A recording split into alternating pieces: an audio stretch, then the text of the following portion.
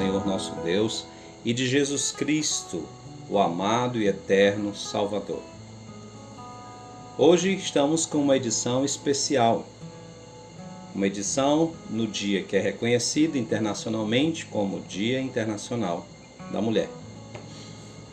Esse dia foi criado para lembrar homens e mulheres do valor que a mulher tem.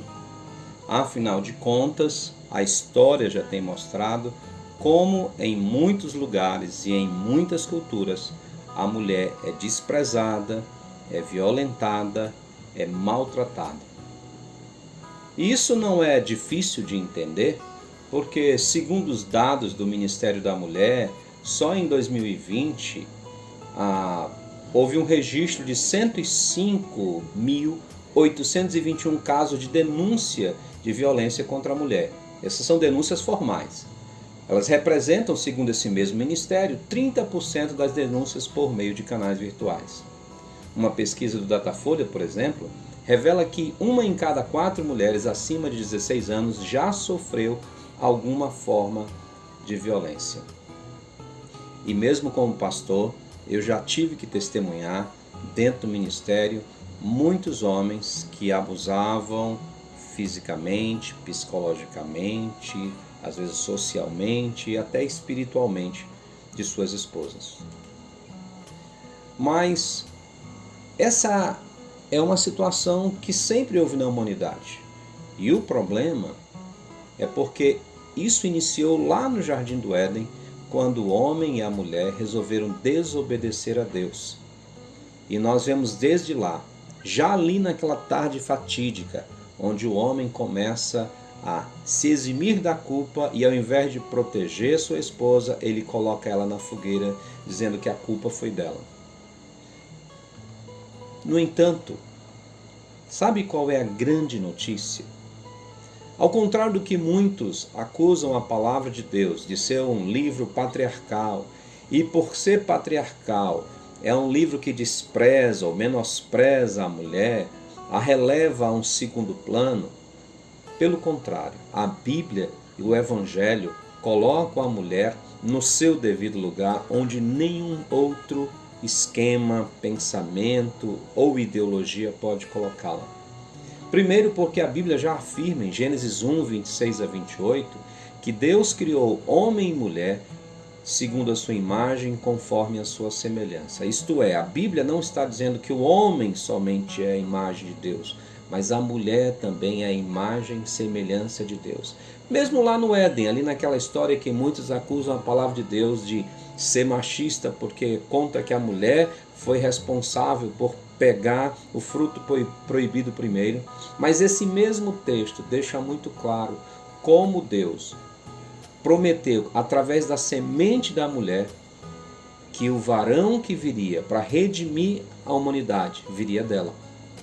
Isso coloca uma grande importância para cada mulher.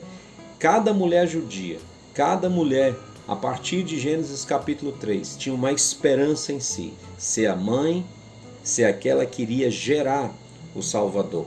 Não à toa, Maria disse: a minha alma engrandece ao Senhor e o meu espírito se alegra em Deus, meu Salvador. Porque era um privilégio trazer no ventre o Salvador da humanidade. Deus criou a mulher para ser uma auxiliadora idônea, sim, mas para ser protegida pelo homem. Isso fica muito claro ali no Jardim do Éden, nas instruções. E olha, a gente fala muito dos direitos das mulheres e eles precisam ser respeitados, mas Deus é aquele que olha de maneira em especial. E a gente vê isso no caso de Deuteronômio, capítulo 24 e 5, que diz que homem recém-casado não poderia ir à guerra, porque o seu objetivo era trazer felicidade à mulher que tinha desposado. Em Números 27, de 1 a 7, fala das queixas das filhas de Zelofeade, que elas, pela cultura, elas não teriam direito a bem de terra nenhum. Mas elas chegaram diante de Moisés, colocaram sua causa, dizendo: olha, nosso pai não teve filhos, nós não temos herança. E Moisés leva essa causa ao Senhor e o Senhor diz: a queixa dela é justa e elas devem receber herança. Nós vemos uma quebra de paradigma para a cultura da época. Deus se importa com cada mulher.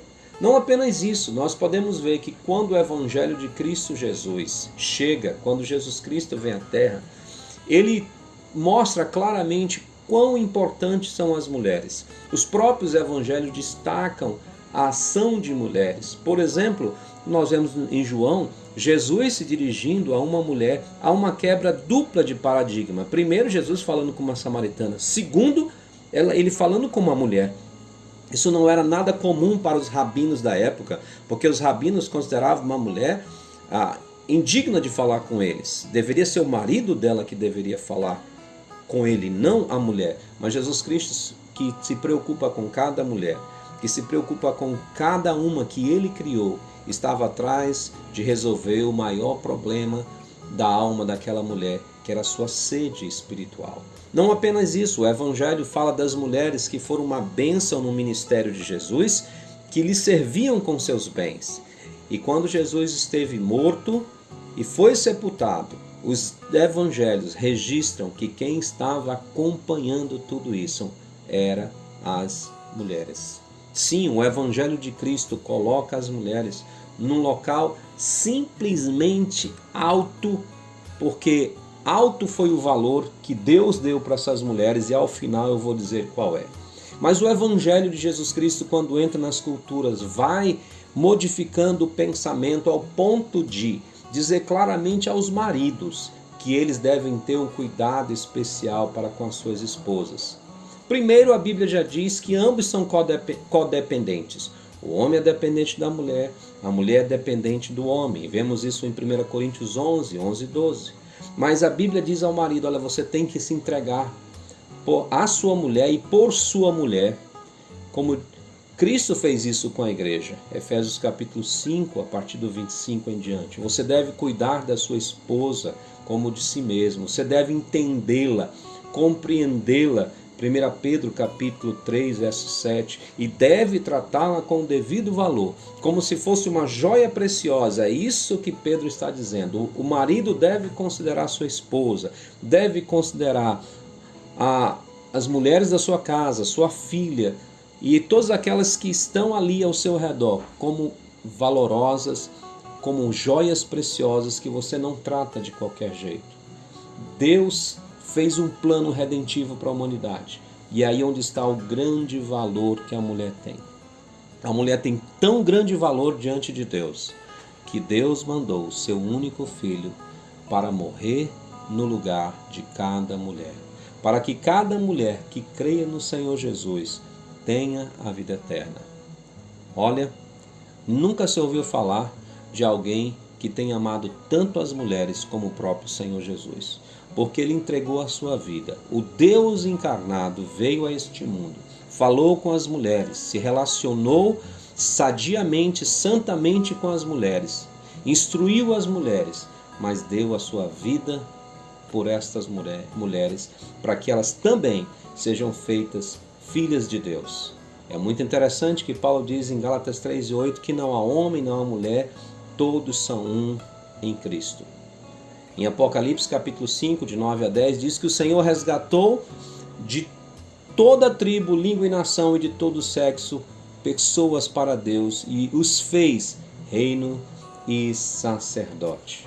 Ora, se uma mulher quer realmente ver seu valor sendo dado, a melhor coisa que ela pode fazer é entregar sua vida ao Senhor Jesus. Porque não há ninguém que tenha dado tanto valor à vida dela por completa, seu físico, sua alma, seu espírito, do que o próprio Senhor Jesus, do que o próprio Deus. Por essa razão, eu concluo dizendo as palavras do sábio Salomão. Enganosa é a graciosidade de uma mulher, e é passageira a sua formosura. Mas a mulher que teme ao Senhor, essa será louvada. Um feliz Dia das Mulheres para todas as mulheres, em especial para aquelas que creem no Senhor Jesus. Que o Senhor te abençoe e te guarde. Que o Senhor faça resplandecer sobre ti o seu rosto, tenha misericórdia de ti e te dê a paz.